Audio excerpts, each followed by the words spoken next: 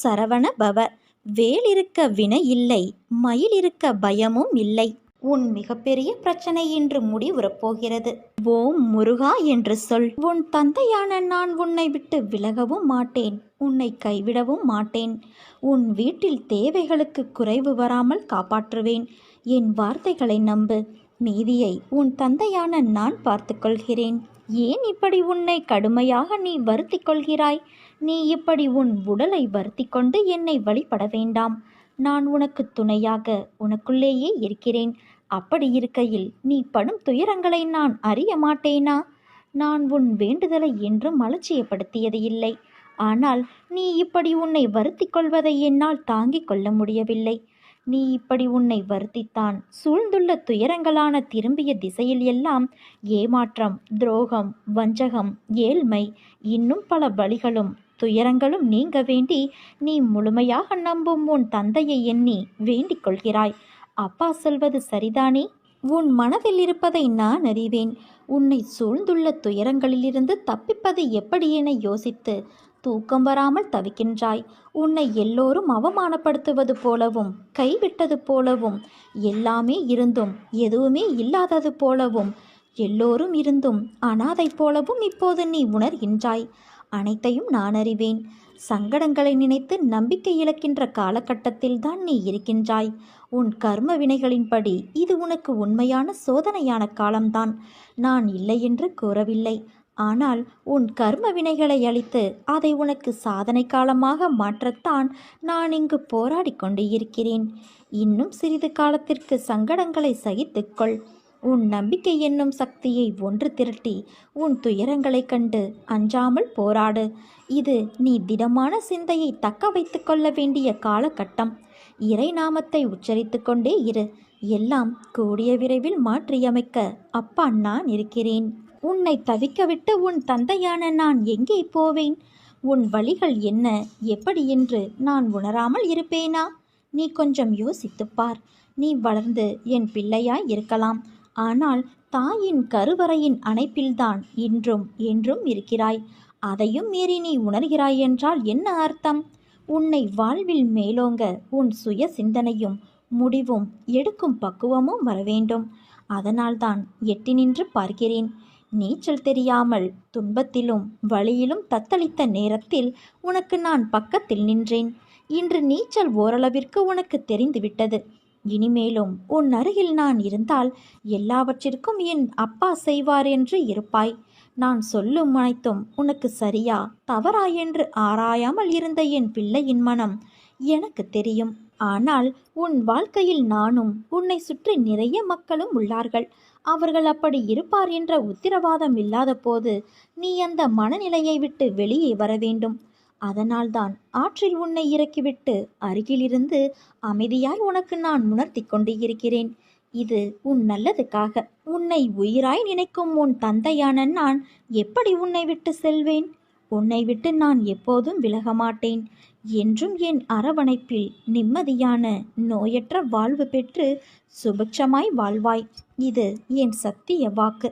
உனக்கு துன்பம் என்ற ஒன்று வந்தால் அதற்குரிய தீர்வும் உதவியும் ஏதோ ஒரு வகையில் உன்னை வந்து சேரும். உன் தந்தையான என் மீது நம்பிக்கை கொள்.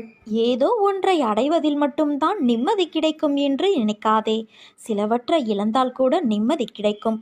அதைத்தான் நான் உன்னிடமிருந்து உன் தந்தையான நான் விலக்கியுள்ளேன். வாழ்க்கையில் நாம் போகின்ற பாதையில் தடங்கள் வராமல் இருந்தால் நீ சரியான பாதையில் போகவில்லை என்று அர்த்தம். பாதையில் வரும் தடங்கள்தான் உன்னை முன்னேற வைக்கும். முன்னேற்றத்திற்கு வழிவரும் இடங்கள்தான் உன்னை நகர்த்தி பார்க்கும் தோல்வி ஒன்று. அந்த தோல்வி உன்னை தாழ்த்தவோ வீசவோ அல்ல குழந்தையே. இருந்த நிலையிலிருந்து உச்சாணி உயரத்தை தொடுவதற்காக. என்றும் பழுத்த காயாகவோ கனியாகவோ பட்டுப்போய் விழமாட்டாய். நீ கீழே விழுவது வீழ்ச்சியல்ல, விதையாய் கீழே உன்னை நான் தான் தூவுகின்றேன். அப்படி தூவிய விதையான உன்னை வரலாறு காணாத உயரத்தில் உயர்த்த எடுக்கும் புது முயற்சிகள்தான் அவை. உனக்கு புதியது. அதனால் அவைகள் உன்னை தள்ளாட வைக்கும். ஒரு விதை மண்ணில் விழுந்து சிறிது காலம் தன் வளர்ச்சிக்கு வெளியில் தான் இருப்பதை காட்டிக்கொள்ளாது. பிறகு செடியாய் மரமாய் வளரும். அப்படி தன் வளர்ச்சியை காண்பிக்க முதலிலே தன் இருப்பிடத்தை பலமாக்கிக் கொள்ளும். அப்போது அது எதிர்நோக்கும் பிரச்சனைகள் நிறைய இருக்கிறது. அதே போலத்தான் நீயும் இருக்கின்றாய். நீ விழுந்திருக்கலாம், ஆனால் அதை தோல்வி என்று கருதாதே. எழுந்து வானமாய் படர்ந்து நிற்கும் அளவிற்கு நீ உயரப் போகிறாய். அதற்குத்தான் இந்த சிறிய சறுக்கல். சறுக்கல் என்பது கீழே விழுவதற்கல்ல, மேலே உயர்ந்து செல்ல. உன்னை விதையாய் உன் வாழ்க்கையில் புதிய பாதையில் உன்னை நான் தூவி இருக்கிறேன். சிறிது கடினமாக இருந்த வழிகள் உனக்கு அது உணர்த்தும் பாடமாக இருக்கலாம். ஆனால் நிச்சயம் நீ உயர்வாய் என் குழந்தையே. என்ன இப்படி சொல்கிறீர்களே என்கிறாயா? நான் சொல்வது கால நேரம் பார்த்து சொல்கின்ற சொல் அல்ல, எந்த காலத்தில் நடக்கும் என்ற சொல். எதிர்காலத்தில் உன் காலம் என்று சொல்லப்படும் அளவிற்கு நடக்கும்.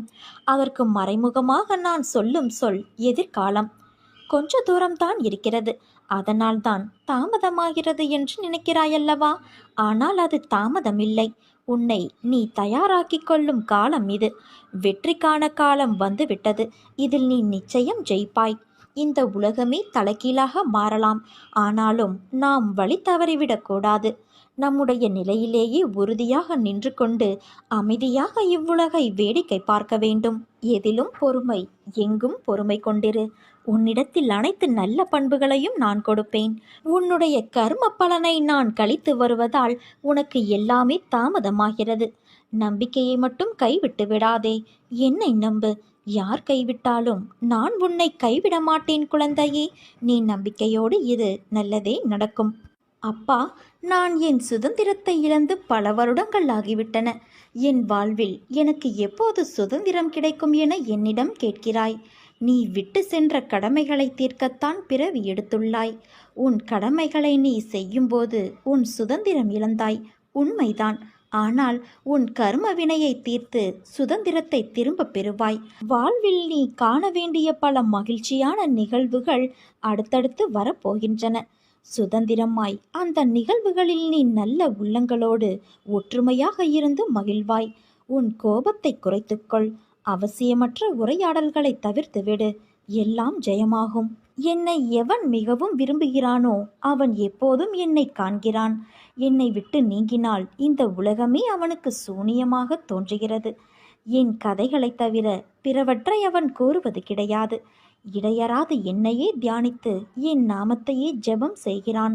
முழுமையாக தன்னை என்னிடம் சமர்ப்பித்து என்னையே எப்போதும் எவன் நினைவில் கொள்கிறானோ அவனுக்கு நான் கடன்பட்டதாக உணர்கின்றேன். அவனுக்கு விடுதலையளித்து என் கடனை தீர்ப்பேன். என்னை நினைத்து எனக்காக ஏங்குபவனையும் எதையும் முதலில் என்னை நினைக்காமல் உண்ணாதவன் பாலும் நான் சார்ந்திருக்கின்றேன். என்னிடம் வருபவன் ஆறானது கடலோடு ஒன்றாவது போல என்னோடு இரண்டர கலக்கிறான். பெருமையையும் அகங்காரத்தையும் விட்டொழித்துவிட்டு எல்லளவும் அவற்றின் அடையாளம் கூட இல்லாதபடி விலக்கி உன் இதயத்தை அமர்ந்து கொண்டு இருக்கிற என்னிடம் உன்னை பூரணமாக சமர்ப்பித்துவிடு. நீ தொலை தூரமோ எங்கெங்கேயோ என்னை தேடிக்கொண்டு போக வேண்டாம். உன் நாமத்தையும் ரூபத்தையும் நீக்கினால் உனக்குள்ளும் அதை போன்ற அனைத்து ஜீவராசிகளுக்குள்ளும் உளதாயிருக்கும் உணர்வு அல்லது ஸ்தாபிக்க பெற்றிருக்கும் உணர்வு நிலை காணப்பெறுகிறது. அது உன் தந்தையான நானே ஆகும். இதை உணர்ந்து கொண்டு உன்னிடத்தும் எல்லா ஜீவராசிகளிடத்தும் என்னையே காண முயற்சி செய். இதை நீ பயிற்சி செய்தால் சர்வ வியாபகத்தை உணர்ந்து என்னோடு ஒன்றாகும் நிலையை நிச்சயம் நீ பெற முடியும். உனக்கு ஏதாவது வேண்டுமானால் கடவுளிடம் கேள். உன் தந்தையான என்னிடம் கேள். இவ்வுலக கௌரவத்தை விட்டுவிடு. கடவுளின் அருளையும் ஆசியையும் பெற முயற்சி செய். என் சன்னிதானத்தில் கௌரவம் அடை. உலக கௌரவங்களால் வழி தவறிவிடாதே குழந்தையே. உன்னை மாற்ற வேண்டும் என்ற என் விருப்பத்தினால்தான் இந்த நிகழ்வுகள் எல்லாம் உன்னை எட்டி பார்க்கிறது. உன்னிடம் நிறைக்குறை என்ன என்பதை சூழ்நிலைகளில்தான் உணர முடியும். அதை புரிய வைக்கத்தான் இவ்வளவு நிகழ்வுகளை நான் நடத்தி வைக்கின்றேன். நீ நிச்சயம் ஜெயமாக வாழ்வாய் என் குழந்தையே. என் பரிபூரண அருளும் ஆசிர்வாதமும் அன்பும் எப்போதும் உனக்கு உண்டு. உன் அம்மாவாக அப்பாவாக என்றும் உன்னை என் இருதயத்தின் கருவறையில் சுமந்து அரவணைத்து வளர்ப்பேன். உன்னுடைய மனவேதனைகள் அனைத்தும் மிக விரைவில் உன் மனதை விட்டு மறைந்துவிடும். நீ நினைக்கும் அனைத்தும் நிச்சயம் நிறைவேறும். சங்கடம் கொள்ளாதே. உனக்கு துணையாக நான் இருக்கிறேன். நம்மை கங்கணம் கட்டிக்கொண்டு காப்பாற்றுவார் நம் சத்குரு சாய்நாதர். சத்குரு என்பவர் தம் மீது எப்போதும் அசைக்க முடியாத நம்பிக்கை கொண்டவர்களை கங்கணம் கட்டிக்கொண்டு காப்பாற்றுவார் என்பது நிச்சயமாகும். இதை மனதிற்கொண்டு ஒவ்வொரு பக்தரும் முழுமையான பக்தியையும் அசையாத நம்பிக்கையையும் கொண்டு மனதை கட்டுப்படுத்தி ஒருமுகமான சிந்தனையுடன் சத்குரு அவர்களை நோக்கி ஆத்மார்த்தமான பிரார்த்தனை செய்தால் அவர்களின் அபாயங்கள் எல்லாம் நொடி பொழுதில் நீக்கப்படும் என்பதில் எந்த ஒரு ஐயமும் இல்லை. பாபா தன்னுடைய பக்தர்களை, அன்பு உள்ள கொண்ட பக்தர்களை இரவு பகலாக தன் கண்ணின் இமை போல காத்து ரட்சித்து வருகிறார். அவரை தஞ்சமடைந்தவரை அவர் என்றும் நிராகரிக்க மாட்டார். அவர் கூடவே இருந்து அவனை வழி நடத்துவார். நாம் அவர் மேல் சுமத்தும் பளுவை அவர் தாங்கிக் கொண்டு நம்மை அதிலிருந்து நிச்சயமாக கரை சேர்க்கிறார். அதில் எல்லளவும் சந்தேகம் கிடையாது.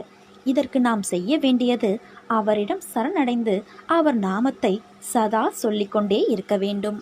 பாபா பாபா என்று சொல்ல நேமமோ நிஷ்டையோ எதுவும் தேவையில்லை. அவரிடம் நமது மனம் நிறைய அன்பு ஒன்றே போதுமானது. அப்படி மனதை பழக்கப்படுத்தினால் அந்த இடத்தில் கோபம், பொறாமை, வெறுப்பு போன்ற எண்ணங்களுக்கு இடமே இல்லை. சர்வம் பாபா, அனைத்தும் அவரே. எதை செய்தாலும் அது பாபாவுக்கு பிடிக்குமோ என்ற கேள்வியை நம்முள் நாமே எழுப்பினால் அவர் வழி நடத்துவது நிச்சயமாகும். அதில் எந்தவித சந்தேகமும் இல்லை. நம்பிக்கை எப்படியோ அப்படியே அனுபவமும் ஏற்படுகிறது. பாபாவின் செயற்கரிய செயல்கள் கற்பனைக்கு எட்டாதவை. அவை மனதில் அழியாத சுவடுகளை பதிக்கும். இந்த அற்புதங்களை நாம் சொந்தமாக்கிட பாபா ஒரு சாதனத்தை நமக்காக கொடுத்திருக்கிறார். அதுதான் அவரது யோக சக்தியால் உருவான துணியிலிருந்து வந்து கொண்டிருக்கின்ற உதியாகும். இந்த உதி அனைத்து விஷயங்களையும் நமக்கு சாதகமாக்கி கொடுக்கும்.